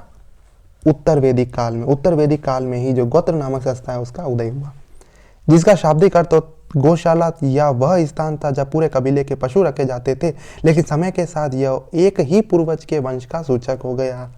मतलब ये गोत्र किसे कहते हैं? गोत्र कहते थे गौशाला को। गोत्र का अर्थ होता है गौशाला। मतलब यूँ है उस समय जो कबीला था, वो जो कबीला था जो अपने सारे पशु जो है वो एक स्थान पर क्या रखता था, इकट्ठे करके रखता था, है ना। इस कबीले के जितने भी पशु होते थे, कबीले में कितने लोग होते थे? 100 से 200 लोग होते थे। इस 100-200 लोगों के जितने भी पशु होते थे वो अपने एक स्थान पर रखता था, तो उस स्थान को कहा जाता था गौशाला। जैसे आज भी कहते हैं ना गौशाला, तो उस स्थान को कहा जाता था गौशाला, या फिर उस स्थान को कहा जाता गोत्र कहा जाता था। और यही स्थान आगे चलकर क्या बन गया? एक पूर्वज के वंश का सूचक हो गया। मतलब ये एक पूर्वज का वंश जो है उसका सूचक हो गया। मतलब पहले तो ये कबीले की गायें यहाँ रखी जाती थी, तो धीरे धीरे ये जो पूरा जो कबीला था, जो पूरे कबीले की वस्तु है, वो किससे? एक पूर्वज के वंश को इंगित करने लगी। राइट। लोगों ने गोत्र के अनुसार विजातीय विवाह प्रारंभ कर दिया। धीरे धीरे क्या होने लगा? लोग जो है एक ही गोत्र में विवाह नहीं करते थे, एक गोत्र के लोग दूसरी गोत्र में जो विवाह है वो करने लगे। जैसे आज भी अपन देखते हैं एक गोत्र की जो लोग हैं वो दूसरी गोत्र में जो है विवाह करते हैं, तो विजातीय गोत्र जो विवाह होने लगे। एक ही गोत्र या वंश से संबंधित व्यक्तियों के बीच कोई विवाह नहीं हो सकता है, यानी कि सगोत्रीय विवाह जो था प्रतिबंधित कर दिया गया। मतलब एक ही गोत्र में लोग आपस में विवाह नहीं करते थे, एक गोत्र का विवाह दूसरी गोत्र के साथ किया जाता था। तो जो अगोत्रीय विवाह है वो किया जाता था, और सगोत्रीय विवाह जो है वो खत्म हो गया था, मतलब उस समय नहीं होता था। राइट। वैदिक काल में आश्रमों या जीवन के 4 चरण स्थापित नहीं हुए थे। जैसे अपन 4 आश्रम पढ़ते हैं ना, एक तो होता है बाल्यावस्था, फिर होता है युवा अवस्था, फिर होता है एक वृद्धावस्था आती है, बीच में एक और अवस्था आती है ना, बाल्यावस्था और युवा अवस्था, एक और एक अवस्था नाम भूल रहा हूँ मैं, यहाँ पर एक और अवस्था आती है, एक बार लास्ट में आती है वृद्धावस्था। तो ये जो अवस्था है उसका जो उदय है उस समय वैदिक काल में, उत्तर वैदिक काल में नहीं हुआ था। ये आगे चलकर जो है वो अस्तित्व में आएगी। परवर्ती वैदिक ग्रंथ में 4 आश्रमों का उल्लेख है। ब्रह्मचारी यानी विद्यार्थी, गृहस्थ, वानप्रस्थ और साधु, सन्यासी या तपस्वी यानी जो संपूर्ण रूप से सांसारिक जीवन को त्याग देते थे। 4 आश्रम है। ये तो मैंने क्या बनाया, जीवन के 4 आश्रम कौन से? 4 आश्रम कौन से? 4 आश्रम, 4 आश्रम है ये। सबसे पहले कौन सा आश्रम है? ब्रह्मचारी। ब्रह्मचारी मतलब ऐसी उम्र जिसमें आपको क्या करना है, केवल विद्यार्थी जीवन जीना है, ब्रह्मचारी का जीवन जीना है ना। ऐसी उम्र जिसमें आपको ब्रह्मचारी का जीवन जीना है, विद्यार्थी का जीवन जीना, आपको चीज़ें को सीखना है, वो वाला जीवन। दूसरा आता है गृहस्थ जीवन। गृहस्थ जीवन होता है जिसमें आपको जो शादी होती है वो करनी है ना, और एक गृहस्थ जीवन जो है जीना है। तीसरा आता है वानप्रस्थ। वानप्रस्थ यानी होता है आपको जंगल में जाके रहना है या साधु बन के रहना है ना, तो ये आता है आश्रम। और एक और लास्ट वाला होता है सन्यास, यानी आपको सब कुछ त्यागना है, आपको तपस्वी बन जाना है, तो वो लास्ट वाला आश्रम होता है। ये जो 4 आश्रम है उनकी चर्चा जो है उत्तर वैदिक काल में इतनी नहीं थी। उत्तर वैदिक ग्रंथों में केवल प्राथमिक 3 की ही स्पष्ट परिभाषा का उल्लेख है। अंतिम या चौथा चरण पूर्णतः स्थापित नहीं हुआ था। मतलब जो सन्यास था, जो तपस्वी का जो था, वो स्थापित नहीं हुआ था। हालांकि तपस्वी जीवन अज्ञात नहीं था, लेकिन उस समय भी लोग जो है तपस्या करते थे, सन्यासी जीवन जो है वो जीते थे। परवर्ती वैदिक काल में भी सभी वर्णों के लोग गृहस्थ आश्रम का पालन करते थे। यानी परवर्ती वैदिक काल मतलब वैदिक काल के बाद में भी जो सभी लोग जो है, सभी वर्णों के लोग जो है वो गृहस्थ आश्रम का पालन करते हैं। सभी वर्णों के लोग मतलब ब्राह्मण, क्षत्रिय, वैश्य, शूद्र, ये सभी जो वर्ण के लोग हैं वो गृहस्थ आश्रम मतलब सभी जो है गृहस्थी जो है वो बसाते थे, या गृहस्थ आश्रम गृहस्थ आश्रम को जो है वो गृहस्थ आश्रम को जो है उस समय सभी लोग क्या करते थे, सभी वर्ण के लोग जो है वो फॉलो करते थे। राइट। तो इस वाले बिंदु में हमने क्या समझा, इस वाले बिंदु में हमने समझा कि जो सामाजिक संस्था थी उत्तर वैदिक काल में वो कैसी थी। राइट। इस बिंदु में हमने समझा कि उस समय जो सामाजिक स्थिति थी, उस समय जो सामाजिक स्थिति थी वो कैसी, या सामाजिक संस्था जो थी वो कैसी कैसी थी। राइट। इस अध्याय का जो लास्ट बिंदु है वो है देवता, रीति रिवाज और दर्शन। मतलब इस अध्याय का जो 8वां पॉइंट है, इस अध्याय का जो 8वां पॉइंट है वो है देवता, मतलब उत्तर वैदिक काल में कौन से देवता थे और रीति रिवाज, उस समय कौन कौन से रीति रिवाज जो है वो फॉलो किए जाते थे, और दर्शन, कौन कौन से दर्शन, फिलोसॉफी कौन कौन सी थी, वो हम इसमें पढ़ेंगे, राइट। उत्तर वैदिक काल में ब्राह्मणवादी प्रभाव के अंतर्गत ऊपरी दोआब ने आर्य संस्कृति के फलने फूलने की जमीन तैयार की। मतलब उत्तर वैदिक काल जब आया तब ब्राह्मणवादी प्रभाव के कारण, ब्राह्मणवादी मतलब जो ब्राह्मण थे उनके प्रभाव के अंतर्गत जो ऊपरी दोआब है, मतलब गंगा जल का जो ऊपरी भाग है, ने आर्य संस्कृति के फलने फूलने के लिए जमीन तैयार की। मतलब जो आर्य जो है वो कहाँ फले फूले सबसे ज्यादा, जो जो गंगा का ऊपरी दोआब है वहां पर जो है उनके लिए एक श्रेष्ठ स्थिति थी फलने फूलने के लिए। ऐसा लगता है कि कुरु पांचाल क्षेत्र में सभी वैदिक साहित्य संग्रहित किए गए। मतलब ये कहते हैं कुछ लोग कि जो कुरु पांचाल क्षेत्र है, मतलब अभी मैंने बताया ना एक कुरु वंश था, एक पांचाल था, तो इस कुरु जो पांचाल क्षेत्र है वहीं पर जो सारे के सारे जो ग्रंथ है, जो सारे के सारे वैदिक ग्रंथ है, जो सारे के सारे वैदिक साहित्य हैं, उनकी रचना जो है वो कुरु पांचाल क्षेत्र में की गई है, ऐसा कुछ लोग बताते हैं, राइट। बलि प्रथा ही संस्कृति में मूल में थी, जो अनुष्ठानों और विधियों पर आधारित थी। मतलब ये तो मैंने आपको पहले ही बताया था, उस समय जो थी वो बलि प्रथा तो थी, वो उस समय बहुत ही ज़्यादा जो है वो फैली हुई थी। कौन सी प्रथा? बलि प्रथा। जो बलि प्रथा जो थी उस समय बहुत ही ज़्यादा क्या थी, फैली हुई थी, यानी उस समय बलि प्रथा बहुत अधिक अस्तित्व में थी। दो सर्वोत्कृष्ट वैदिक देवता इंद्र और अग्नि अपनी प्राचीन महत्ता खो चुके थे। मतलब हमने पहले ही बताया था मैंने आपको, जो ऋग्वैदिक देवता, जब हमने इससे पहले वाला अध्याय जब अध्ययन किया था चैप्टर नंबर 12, उसमें मैंने आपको बताया था कि ऋग्वैदिक देवता कौन कौन से थे, जिसमें हमने पढ़ा था कि इंद्र देवता थे और अग्नि, जो दो महत्वपूर्ण देवता ऋग्वैदिक देवता थे। इसके अलावा भी हमने बहुत सारे देवता पढ़े थे, है ना, जैसे आकाश के देवता पढ़े थे। तो ऋग्वैदिक जो महत्वपूर्ण दो देवता थे इंद्र और जो अग्नि, उन्होंने अपना स्थान उत्तर वैदिक आते आते खो दिया था और उनकी जगह दूसरे देवता जो है वो अस्तित्व में आ गए, या फिर इनका स्थान जो है दूसरे देवताओं ने उत्तर वैदिक काल में दूसरे देवता ने इनका स्थान ले लिया। दूसरी ओर प्रजापति और विधाता ने उत्तर वैदिक देवताओं में सर्वोच्च स्थान प्राप्त किया। मतलब इंद्र और अग्नि जो थे उन देवताओं का स्थान जो है उत्तर वैदिक काल में कम होता गया और उत्तर वैदिक काल में दूसरे देवताओं का स्थान जो है वो बढ़ने लगा। उन देवताओं का नाम क्या है? प्रजापति। एक देवता है प्रजापति और एक देवता है विधाता, राइट। एक देवता है प्रजापति, एक देवता है विधाता। तो प्रजापति और जो विधाता जो देवता है उनका जो वर्चस्व है वो उत्तर वैदिक काल आते आते बढ़ता गया और ऋग्वैदिक काल के जो देवता इंद्र और अग्नि थे उनका वर्चस्व धीरे धीरे कम होता गया। बलि प्रथा भी उस समय प्रचलित थी, राइट।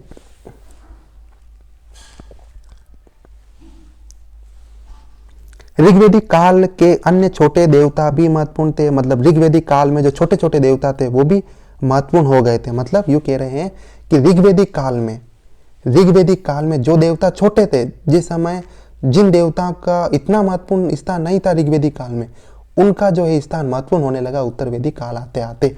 मतलब जो छोटे देवता थे ऋग्वैदिक काल में वो अब बड़े देवता बन गए हैं उत्तर वैदिक काल में, राइट। पशुओं के देवता रुद्र, और देखो और देवता का नाम बताया गया। पशुओं के देवता है रुद्र, उत्तर वैदिक काल में महत्वपूर्ण हो गए। विष्णु लोगों के संरक्षक मानने लगे। एक और देवता हो गए विष्णु जो है लोगों के संरक्षक माने जाने लगे, जिससे अर्ध खाना बदोश जीवन के बजाय स्थायी जीवन की शुरुआत हुई। इसके अलावा कुछ वस्तुओं की पूजा देवताओं की तरह होने लगी थी। यानी उस समय जो लोग थे उसमें कुछ उस समय के लोग जो है वस्तुओं की पूजा भी देवता मानकर करते थे। जैसे यहाँ पर एग्जाम्पल भी दिया गया है ना। इस तरह से मूर्ति पूजा के लक्षण उत्तर वैदिक काल में सामने आए। मतलब हमने पढ़ा था कि पहले जो है मूर्ति पूजा नहीं की जाती थी, लेकिन उत्तर वैदिक काल आते आते जो मूर्ति पूजा है उसके लक्षण भी अपने को धीरे धीरे दिखाई देने लगे। मतलब ये जो मूर्ति पूजा है वो भी धीरे धीरे क्या होने लगी, स्टार्ट होने लगी, है ना। धीरे धीरे वो उच्च स्तर पर स्टार्ट होने लगी, क्योंकि वो वस्तुओं को जो है देवता मानकर पूजा करने लगे और इन वस्तुओं की जो है मूर्तियां बनाई जाने लगी और उनको देवता मानकर उनकी पूजा की जाने लगी, राइट।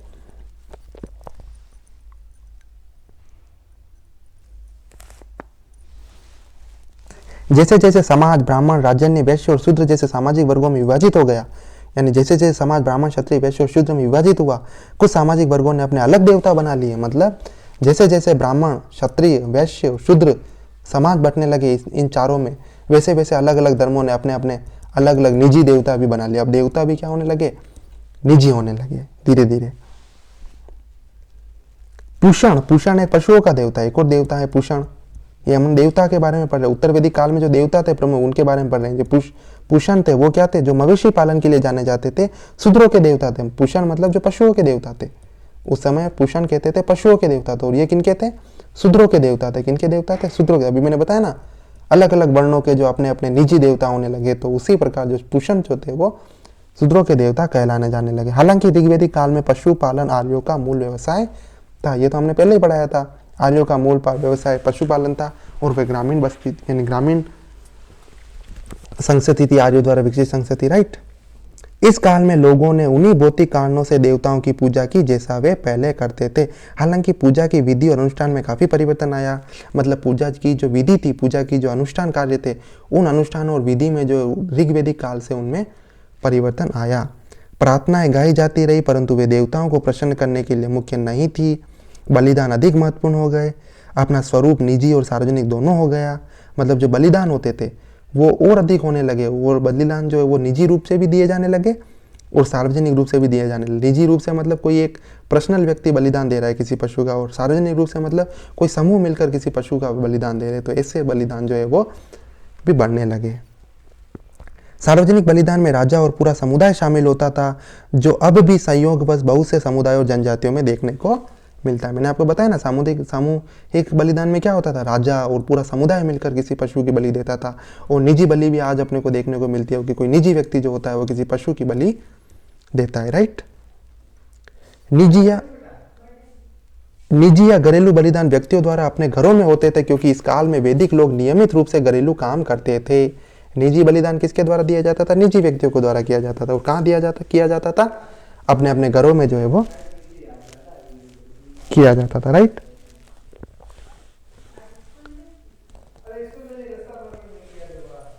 लोग अग्नि को भेंट अर्पित करते थे, जो एक अनुष्ठान या बलिदान के रूप में परिणत हो गया था।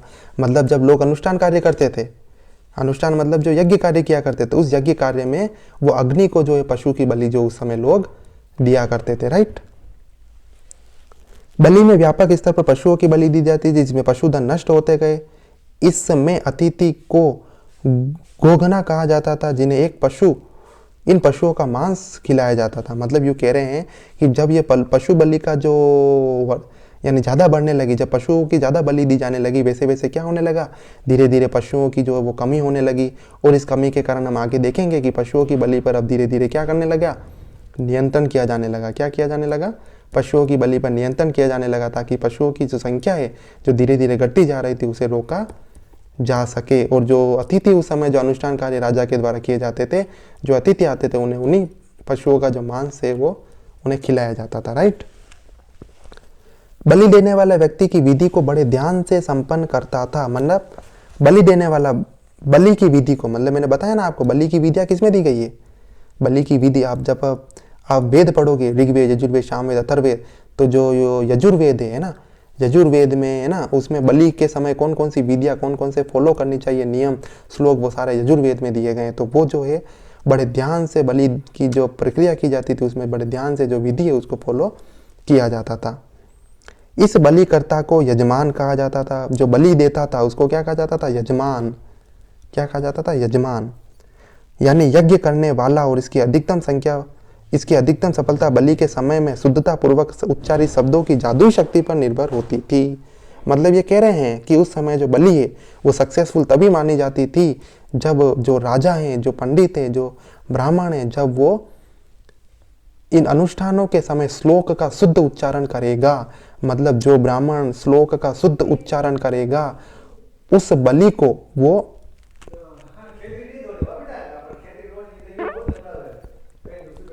अच्छा माना जाएगा, राइट।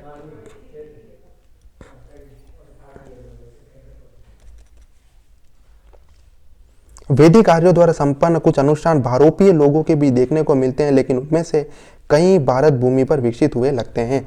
मतलब ये कह रहे हैं कि बहुत सारे जो अनुष्ठान हैं उनका जो उदय भारत की भूमि पर हुआ और बहुत सारे अनुष्ठान ऐसे हैं जो उनका उदय पश्चिमी एशिया के अंदर हुआ और पश्चिमी एशिया से वो भारत की तरफ आए। सही समझे दोस्तों? बलिदान की ये विधियां पुजारियों द्वारा अविष्कृत, अधिग्रहित और विस्तारित होती थी, जिन्हें ब्राह्मण कहा जाता था। मतलब बलिदान की जो विधियां होती है पुजारियों द्वारा क्या होती थी, उन्हीं के द्वारा जो अधिग्रहित होती थी, उन्हीं के द्वारा विस्तारित होती थी, उन्हीं के द्वारा आविष्कृत होती थी। यानी वही पुजारी जो होते थे वही इन बलिदान की विधियों को क्या करते थे, लिखते थे, समझते थे, बोलते थे, उच्चारण करते थे, जिन्हें ब्राह्मण कहा जाता था। इन्हीं पुजारियों को बाद में अपन ने क्या कहा, इन्हीं पुजारियों को अपन कहते थे बाद में ब्राह्मण। ये जो पुजारी होते थे ना, इन्हीं को अपन बाद में कहते हैं ब्राह्मण। और इन्हीं को सारी जो पूजा है उनकी कैसी विधियां हैं उनको ये पता होती थी, इसीलिए तो। और अभी मैंने आपको क्या बताया कि राजा क्या कहता है, राजा कहता है कि जो बलिदान है वो तभी सफल माना जाएगा जब जो बलि के समय जो शब्दों का उच्चारण है, जो श्लोक का उच्चारण है, वो जितना सही होगा उतनी बलि जो है वो सक्सेसफुल मानी जाएगी। तो इसलिए राजा क्या कहता था, ब्राह्मणों को अच्छा रखता था। अच्छा रखने का मतलब उन्हें दान देता था, क्योंकि राजा स्वयं चाहता था कि ब्राह्मण जो है शब्दों का उच्चारण सही करे, ताकि उनका जो बलिदान है, जो पशुओं का बलिदान वो दे रहे हैं, वो सक्सेसफुल हो। राइट? तभी तो ये मैंने आपको पहले बताया था, जो ये ब्राह्मण और क्षत्रिय जो हैं वो दोनों साठ गांठ करके आपस में रहते थे, और जो वैश्य हैं और जो शूद्र हैं उन पर क्या करते थे, अत्याचार करते थे।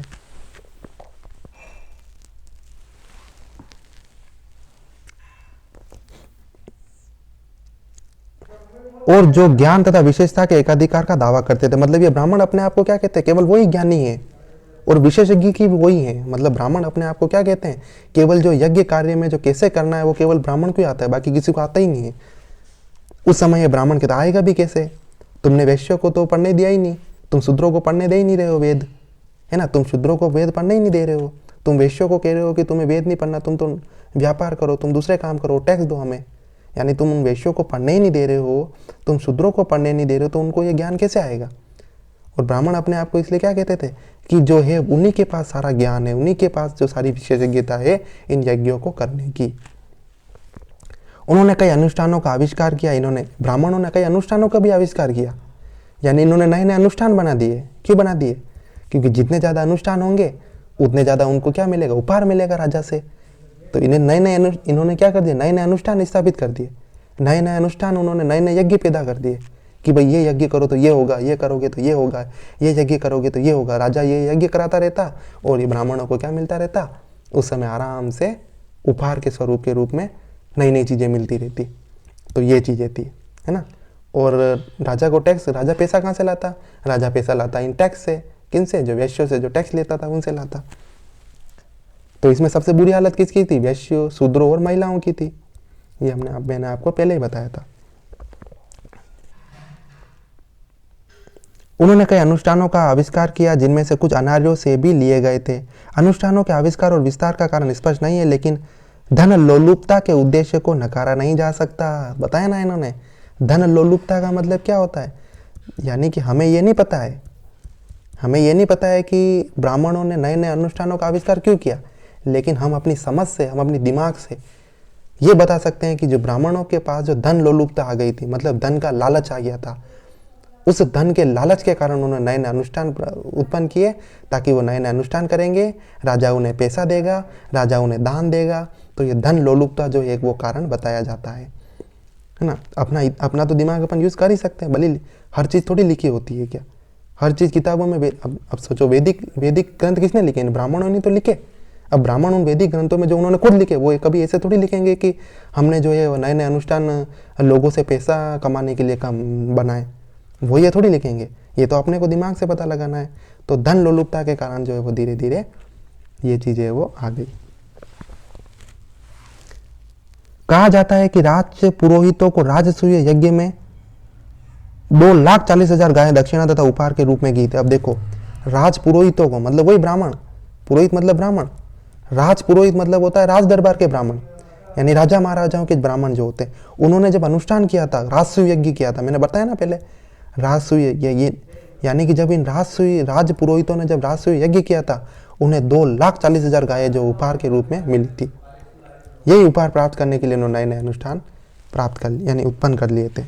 स्वामी विवेकानंद ने वैदिक काल के रूढ़िवादी और गोमांस खाने वाले ब्राह्मणों का वर्णन किया है। उन्होंने आधुनिक संदर्भ में हिंदुओं को मांसाहारी के लिए प्रेरित किया है। मतलब स्वामी विवेकानंद ने वैदिक काल में जो रूढ़िवादी ब्राह्मण थे, है ना, रूढ़िवादी और गोमांस खाने वाले ब्राह्मण थे, उनका भी उन्होंने वर्णन किया है। मतलब दुनिया वही चल रही है, उस समय दुनिया वही चल रही थी जो ये ब्राह्मण और क्षत्रिय जो मिलकर चला रहे थे। जो ये कहते थे वही चलता था बस। लेकिन ज़्यादा चीज़ें लंबे समय तक थोड़ी चल सकती है, अपन ही जानते हैं। बुरी चीज़ें ज़्यादा समय तक नहीं चल सकती, वो कभी न कभी ख़त्म होती है। बलि के उपहार दिए गए दान में गायों के अलावा सामान्यतः सोने, कपड़े और घोड़े भी होते थे। मतलब दान में इन चीज़ों का दान किया जाता था। कभी कभी पुरोहित दक्षिणा के रूप में क्षेत्र के कुछ हिस्सों की मांग करते थे। मतलब देखो, पुरोहित अब मांग कर रहे हैं। पहले तो राजा स्वयं से दे रहा था, पुरोहित भी मांग कर रहे हैं कि हमें गाय नहीं चाहिए, हमारे पास गाय बहुत होगी, हमें सोना कम चाहिए, हमें कपड़े नहीं चाहिए, हमें सोना दो, हमें घोड़े नहीं चाहिए, हमें पशु के क्या, हमें तो जमीनें दो। तो अब ब्राह्मण भी अब दक्षिणा में मांग कर रहे हैं कि कभी कभी पुरोहित दक्षिणा के रूप में क्षेत्र के कुछ हिस्सों की मांग करते थे। लेकिन उत्तर वैदिक काल में बलि शुल्क के रूप में भूमि या जमीन देने के साक्ष्य नहीं मिलते हैं, हमें ऐसे साक्ष्य नहीं मिलते हैं, लेकिन वो मांग करते थे। शतपथ ब्राह्मण के अनुसार अश्वमेध यज्ञ में पुरोहित को, यानी जो शतपथ ब्राह्मण है, अभी मैंने बताया ना शतपथ ब्राह्मण जो ग्रंथ है उसमें एक पार्ट है शतपथ ब्राह्मण। तो शतपथ ब्राह्मण में अश्वमेध यज्ञ में पुरोहितों को उत्तर, दक्षिण, पूर्व और पश्चिम सभी दिशाओं से दान दिए जाने चाहिए। अगर वास्तव में ऐसा होता था तो राजा के पास क्या बचता था? अतः इससे पुरोहितों द्वारा अधिक से अधिक संपत्ति पाने की मंशा का पता चलता है। मतलब पुरोहित जो है, मतलब जो ब्राह्मण है, वो ज्यादा से ज्यादा संपत्ति पाना चाहते हैं। इससे इस चीज की उनकी मंशा ये थी, पुरोहितों की मंशा क्या थी? जितना हो सके अपन धन जो है वो राजाओं से ले ले। इस मंशा का अपन इससे पता चला सकते हैं।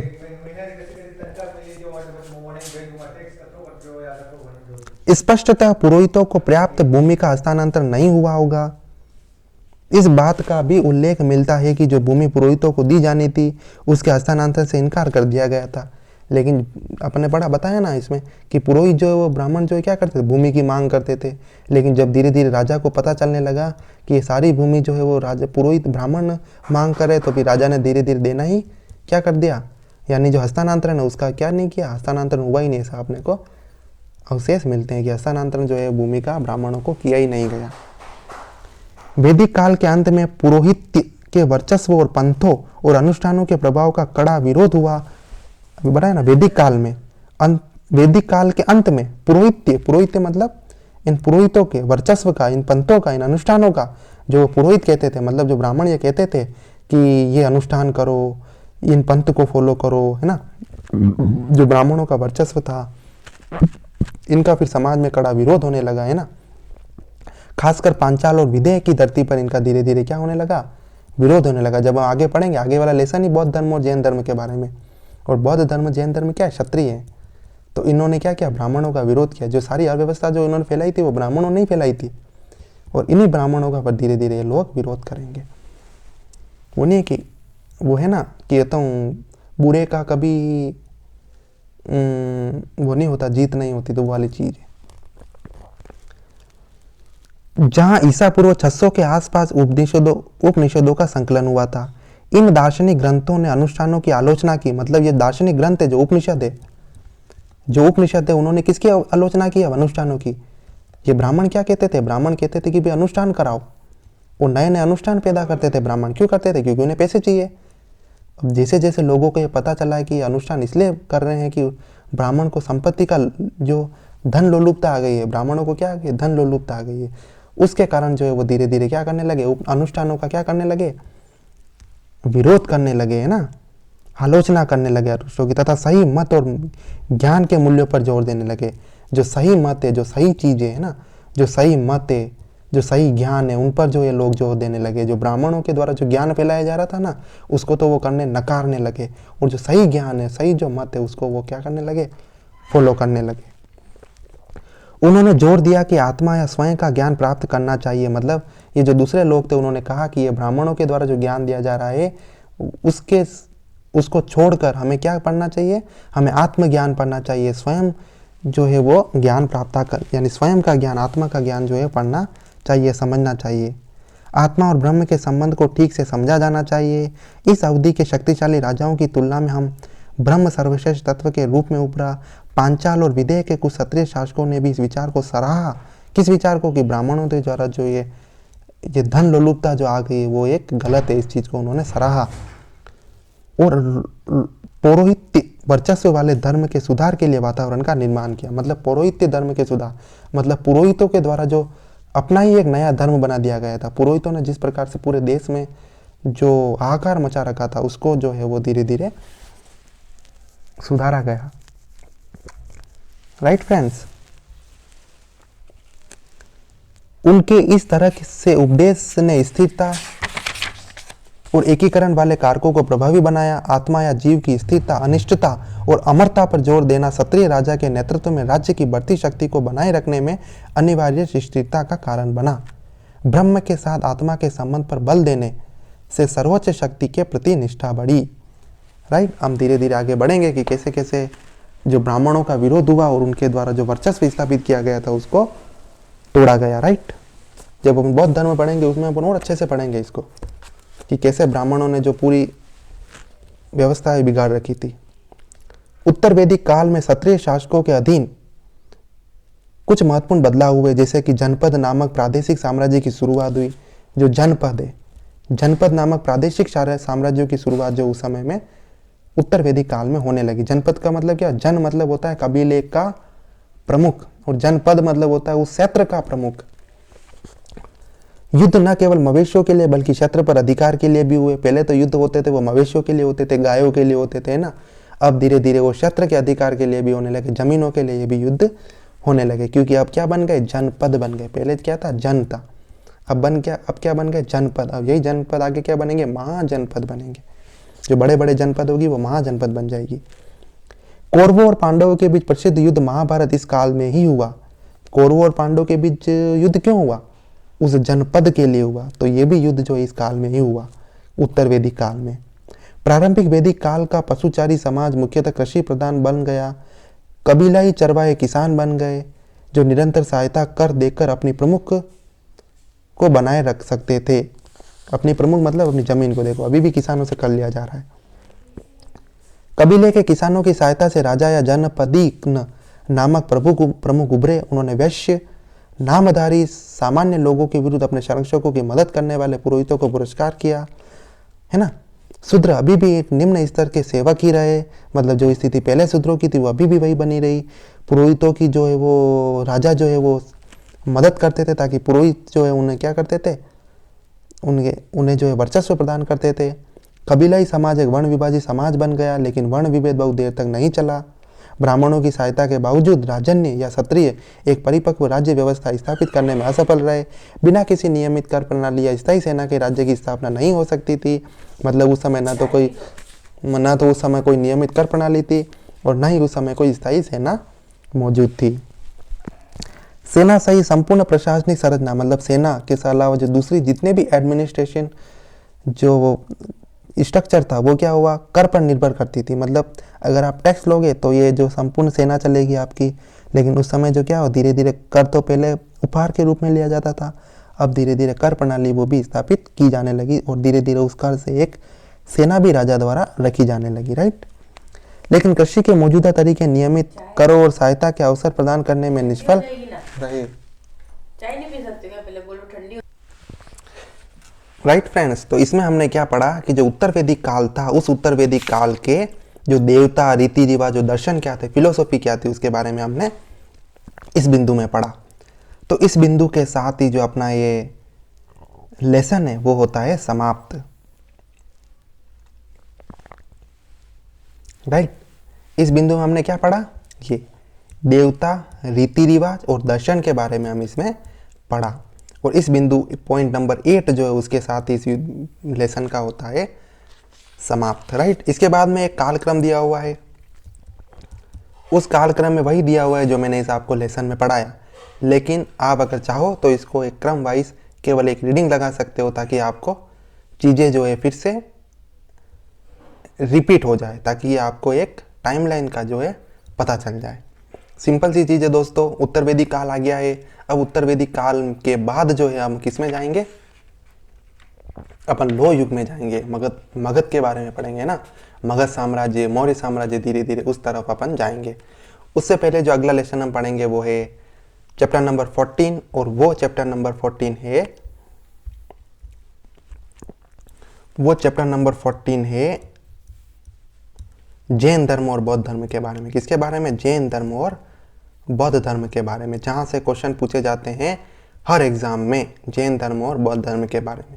इस जैन धर्म और बौद्ध धर्म में मैं आपको केवल इतना नहीं बताऊंगा कि जैन धर्म के संस्थापक कौन थे, 24वें तीर्थंकर कौन थे, बौद्ध धर्म के संस्थापक कौन थे, महापरिनिर्वाण कब प्राप्त हुआ था, ये नहीं। इसके अलावा भी बहुत सारी चीज़ें हैं कि जैन धर्म क्यों उत्पन्न हुआ, कब उत्पन्न हुआ, क्या कारण थे, क्यों विलुप्त हो गया, क्यों भारत की भूमि पर विलुप्त हो गया और विदेश की भूमि पर अभी भी बना हुआ, ये सारे कारण सारे जो एक्सप्लेन करके मैं आपको इस वीडियो में, अगली वीडियो में जैन धर्म और बौद्ध धर्म समझाऊंगा। राइट फ्रेंड्स, तो मिलते हैं नेक्स्ट वीडियो में नए चैप्टर के साथ।